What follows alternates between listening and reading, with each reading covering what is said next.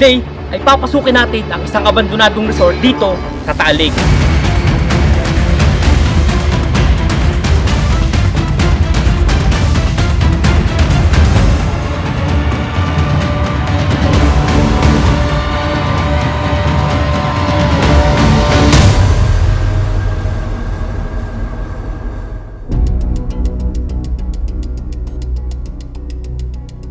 Sa gitna ng tahimik ngunit mapanganib na tubig ng Talig, may isang isla na kung tawagin ay Napayong Island. Sa islang ito ay may nakatagong isang abandonadong resort na minsang dinarayo ng mga turista dahil sa ganda nito. Kaya ano yung kwento sa resort na to? Kailan siya tinayo at bakit siya naabandona yung resort na to? Hindi ho, yung ano nito, nasa ibang bansa ang may-ari nito.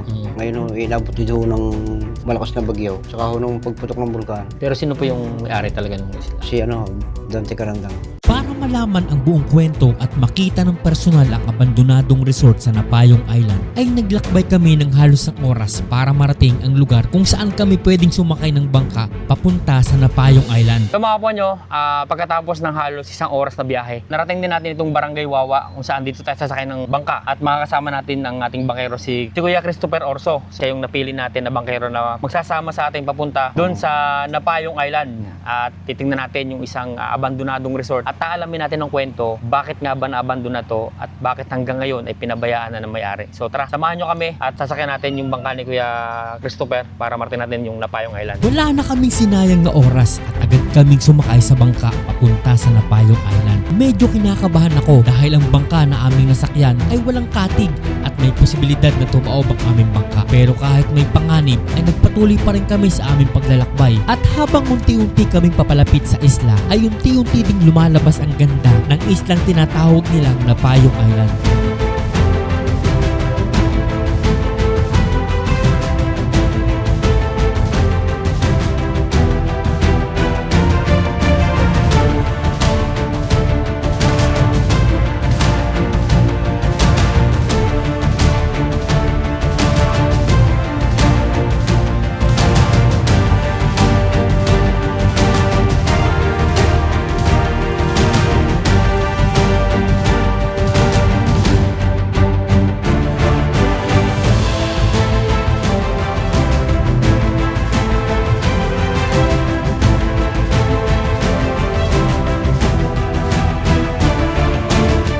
So mga po nyo, pagkatapos ng halos 10 minuto, narating na natin itong abandonadong resort na pagmamayari daw ni Dante Carandang. So makakasama natin si Kuya Reneo Orso na siyang nangangalaga at na caretaker nitong resort para ipakita sa atin kung ano nga bang sitwasyon ng resort na to. Tara, punta natin.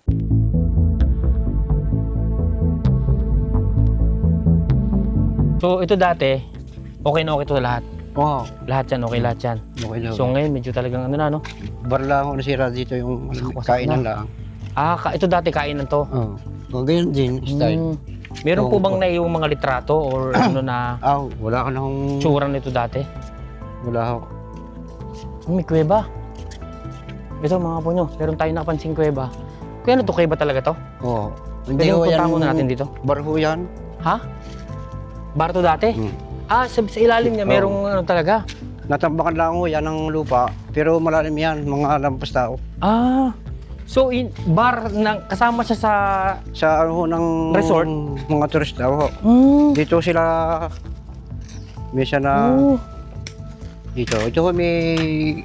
Hagdan yan pababa, 3 step. May hagdanan siya. Papaganyan. Okay, so just imagine yung mga po nyo itong kuweba na to, nagsilbing isang bar sa resort na to, na sabi ni Kuya Reneo, pababa pa siya, may hagdanan, at doon nagiinom yung mga bisita dito, mga turista. Oh, dito sila namamahinga minsan sa loob. Okay. So ito naman to, pwedeng makita natin to? Pwede ba itong akitin pa, Kuya? So ito dito mga po nyo, meron isa ditong establishment na itayo dito. So tignan natin kung anong itsura nga ba dito. So ito, ayan, medyo buo pa itong... buo sa dyan. parang pinaka-cottage, ano? Dito sila nagkakainan. Pero ngayon, hindi na nasikaso ng tao, ng may-ari. Yan, ang dami ng mga bote. Pero gagawin na rin ho ito. Umpisa na huli itong buuin. Wow. Sayang naman, ang ganda. Kaya ho ito yung nalinis na namin to para ito itambak dati ng lupa. Ayun o, kita na uli ang Ito. flooring. So dati to, nung bumagyo at nung pumutok ang bulkan, puro putik talaga to. Gabok. Oh. So ito mga ponyo, tingnan nyo mabuti. So matibay pa naman yung pagkakagawa niya. Oo, okay pa matibay. lahat. At okay na okay pa. So sabi na ni Kuya Reneo, medyo tumambad daw talaga yung sobrang dami ng lupa. So ito may banyo dito ng dalawa. Oo, dalawa. Pero ito ko yung building na to talaga. Ano to? Cottage ba siya o Ano ho, yung parang pahinga lang ho yan dyan sa baba. ito may CR dito. Tapos na siya, natapos na. Okay na yung CR, tapos na. And sa kabila, meron ding isang CR. Ayan, okay naman siya. Medyo, buti hindi ito pinagpestahan ng mga Hindi, may tao naman ho dito lagi. kayo lagi nagbabantay. Kasi usually yung nakakita namin mga abandonado, nananakaon ng mga gamit. Oo. Eh, dito ho, ito hindi pa nalilinis ng ayos. Wow. So nasira na yung bubong. Oy, kaya ho ito Ayun, oh. papalitan na ho Sira dito na yung lahat. bubong dito. Pero maganda kasi, matibay yung Oo, pagkakagawa niya. matibay. Ayun, ang ganda ng view dito. Tingnan nyo, kapo nyo. So, Papalit- ito yung kagandahan dito, tingnan nyo. Kitang-kita mo yung Taal Oo, Volcano. Taal Volcano. Ayan, yung buong Taalik. Oo. Magandang pesto. Talagang dadayuhin talaga ito ng mga tao. Sana lang mapaayos talaga itong Oo, resort na to papayos ho dito. para mapasyalan ng mga tao. Ang ganda oh. Linggo-linggo na dito yung may-ari. So ngayon okay na, napapasyalan ng may-ari. Linggo-linggo ho ito. So sana nga maayos Oo, para meron namang mapasyalan Ayusin na ho dito yung ngayon. ating mga kababayan na bagong tsura, bagong muka ng resort. Pero ito nasira na yung bubong niya. Ayan oh. Wasak-wasak Yan na ho ay inanay kaya na. nasira. Gawa nung aspol ng ano ng bulkan. Madaling masira. Oo. Pero kung bagyo-bagyo lang ho, hindi ho, ano yan. Kaya sa amin dito sa kabila, ganyan din ang mga bubong sa amin doon lahat. Sira na rin ano. Gawa nung Sobrang init ng gabok ng bulkan. pagputok ng bulkan, sira lahat talaga ng mga bubong. Ganun, Luto. yun yung pinakamahirap na kalagayan ng mga nakatira sa malapit sa Taal. Kasi pag pumuputok yung bulkan, halos ang unang naapektuhan yung mga bubong talaga. Nasisira na talaga. So mga ponyo, pagkatapos natin mapuntahan yung isang gusali, ay dadali naman tayo ni Kuya Reneo dun sa isa pang gusali ng resort na to, which is na abandon na rin. So ito, puntahan natin. So kuya, alin na mas malaki? Ito yung isa. Yung Mas ito. malaki ho yan. Mas malaki itong isa. Sa tingin ko, mukhang maganda siya dati. Oo. Niya lang ang problema dyan. Kaya nung may ano siyang bagyo. Sayang naman, no? Ito kuya, ano to dati? Ano ho, dating ano lang ho ito, itong aming bahay. Dati. Parang container, ano? Parang pwedeng patungan ng container na ano? Kubo ho nakalagay dito. Kubo? Kubo. Ganda pa naman ng ano. Tatlong kubo nakalagay dito. So ano tong isang area na to? Yun ho ang kitchen. Kitchen, tara puntahan natin. So ito, puntahan muna natin yung pinaka-kitchen ng resort. Dito. Kung ano yung tsura. May hagdanan pa pataas ah. Pataas yan. Wow. Ano yan? Anong meron sa taas kuya? Wala, ano lang, mga Side view, ano lang, parang viewing lang. pinaka-view lang. Ng, Okay, so ito mga po nyo. Ito yung resort, kusina. Sarado na. Buti nabubuksan pa. bukas ho. Buksan natin. Okay, tara, buksan natin. Sayang. Naluma na ng ano talaga, no? Dahil sa pagputok ng bulkan. So yung mga bisita, dito dati nagluluto. Dito kami nagluluto dyan. Dito kami lutuan. Dito ho nag-ano ng mga pagkain Ganda. para deliver Alam mo, doon. na-imagine ko yung sitwasyon dito mga po na. Masarap tumigil dito kasi una-una tahimik. Tahimik talaga ho dito. Walang maingay kasi talagang nasa isla kayo. Walang manggugulo talaga. Kung talagang private ang hanap nyo at katahimikan, best place talaga to. So dito parang may maliit na daanan. Doon sa Jahundaan. Ayos, ang ganda oh. Okay. Mas malaki nga pala tong isang to kasi dun sa isa, no? Dito hundaan pa kaya. So sa ito taas. yung mga lupa na galing ng putok ng bulkan to, hindi na Hindi natanggal. yung mga dalaho yan ang mga gumuho noong bagyo. Bagyohan. Okay, so ito parang kwarto to. Kwarto-kwarto ho yan. Punta na, tara natin natin. So may banyo. So ang design niya, nilagyan nila ng pader na kawayan, yung pinaka-semento. Ang ganda ng view kasi imagine nyo, paglabas mo dito, Terrace ng... ayan na, terrace na. Tanaw na tanaw nyo na yung buong Taalik. Ayan oh. Ang ganda ng view dito. Nag-iba nga lang ho ito ng bumagyo. Pero... Sayang. Kakabit lang ako namin itong ano. Ayan, At di ba? gagawin na nga ho ito. Sayang, tinan nyo mga po nyo, yun, nawasak na oh. Nagiba na talaga yung pinaka-flooring niya. Pero madali na ho yung ano Oo. Pag nadurog ho yan, tambakan uli ng bato yan. Oo, buo na uli. panibago na ulit, ano? Oo. So, ito 2 kwarto. Ito dalawa. pa isa. Oo. Ayan, pati ang mga po nyo. Katagalan talaga. Nasisira na yung pinaka-flooring niya. Lumalabas na yung mga bakal. Sayang.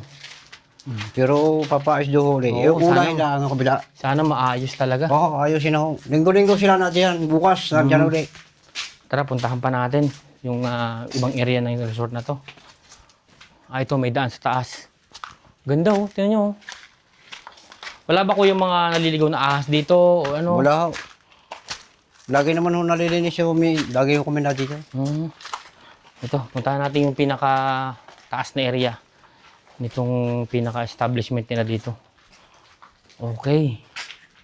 So, dito tayo magsimula sa isa. Ito hindi pa ho ito na... Parang twin ano siya, no? Twin, ito ho hindi pa ho ito na hindi pa nangyayari. natatapos, no? Oo, pero nabagyo na. Yan, may pusa. May ano. Meron siyang anak na kuting. Kinasa na talaga ng ano. Ng mga hayop talaga. Ayan, ito mga po nyo. Napakaganda ng pagkakagawa. Just imagine nyo. Ito yung pinaka-terrace sa taas ng gusali na pinatalik sa baba. Tanaw na tanaw nyo talaga. Na-imagine ko na okay to, maganda to, maayos yung resort. Sa umaga pagising nyo, magkakape kayo dito. Ayan, may terrace dito. Nakakapanghinayang kung hindi matatapos. Kasi talagang kitang-kita yung ganda ng view. Wow. Inayos pa lang ho yung ano nito. Pinaplano pa ho yung ano. Okay. Okay pa ba dyan? Kaya pa? Kung kaya nyo lumiban. May taas pa pala. Oo. Okay. Tatlong palapag to. Tara. Hanggang 3rd floor pala to. Wow. Di mas lalong mas maganda dito. Oo, Tingnan mo, mga dito. puno, tara. Tahan natin kasi to mas mataas tong area na to. Sayang naman yung bubong, nasira na. Ganyan din ang Ayun. sistema. Lahat ng bubong, wasak talaga Oo. lahat. Ito ho'y nasukatan na ng engineer. Nasukatan na kung lahat. Oo. At papalitan na ho ng lahat ng bubong. Nakakapanghinayang kung di maaayos. Ito. Ayusin ho Mga ito. nyo. Dito naman tayo sa pinaka 3rd floor. Wow. Tingnan nyo. Taal Volcano. Tanaw na tanaw natin dito. Wow. Anong isla to, kuya? Yun ho ang isla bubuin. Yun ho ang kabila yung Ganda. pera-peraso. Tingnan nyo. Talagang kitang-kita yung pinakabibig ng Taal Volcano. Oo. Wow. Sobrang sulit naman dito. Sana talaga maayos. Ayos na ito. Nalinis na ho namin yan. Iniipon namin yung mga Ito mga po yung tingnan nyo. Halos dumi. medyo malaki-laking gastusin to kung talagang ayusin. Pero Medyo malaki nga ho. yung sana gastusan. maayos nung may-ari para mayroong puntahan yung mga kababayan natin. Kasi sayang naman kung matatambak lang talaga to. Kasi yung nakakapanghinayang dito kasi yung view, yung ganda ng paligid at yung mismong pwesto Maganda nga ho ito. ng pinaka-isla Dapat talaga. nangyari. So sayang naman kung di maayos. Sayang ho ang lugar sa ganda. So doon pa, ano yung area na yung kuya sa Bibanda? Wala na doon. Ito lang ano. Ito lang ang area na to. Ito ho gagawing swimming pool to. Ah, Ipaikot to ganyan. paikot Ito ho na. ang tuksong. Okay. Diretso So yung ito mga po nyo, ang plano pala dito. Kaya may May abang na. parang abang na doon na sangga. Nandun. Gagawin na daw pala yung swimming pool. Loob. Sasanggahan na doon, lalagyan na ng swimming pool. Loob. Sana nga maayos. Nagibala ako nung bumagyo. Oo. Wow. So tara, baba tayo mga ponyo. So mga ponyo, tapos na nating ma-explore itong abandonadong resort dito sa may paanan ng lake. So nakakapanghinayang lang talaga na hindi na naayos at hanggang ngayon ganito pa rin sitwasyon dito sa resort na to.